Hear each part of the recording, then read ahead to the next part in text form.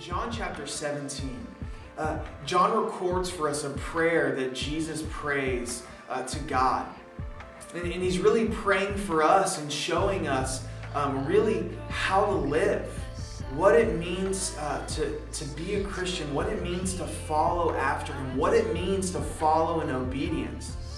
I think a lot of times in our lives we think of obedience as a negative thing. You know, we think about parents. Oh, well, if I follow in obedience, like all obedience is going to do is rob the fun from me, right? I don't want to do this because this is not fun. I don't want to walk in obedience. But in God's love, He desires for us to walk in obedience to Him.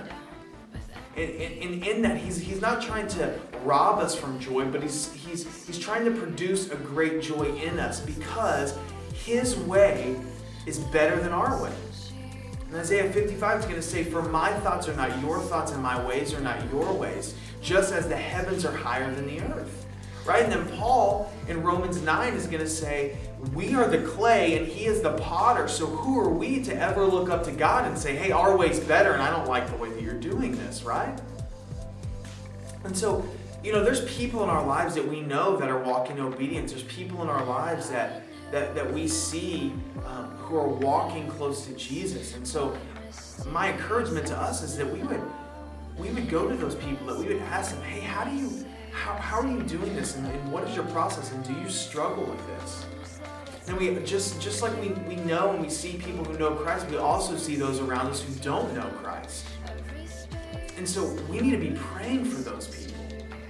Just as Jesus prayed for us, we need to be praying for those people. And we need to be looking around and seeing, hey, how does my life reflect Jesus? When people see me, do they see a difference?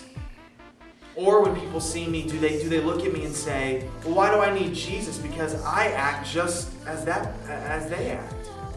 So I don't need your Jesus.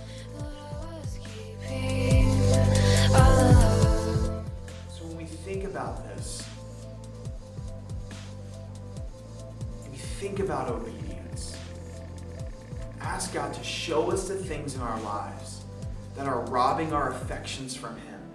And then ask God to reveal the things that stir your affections for Him, and that you would walk in obedience knowing that that is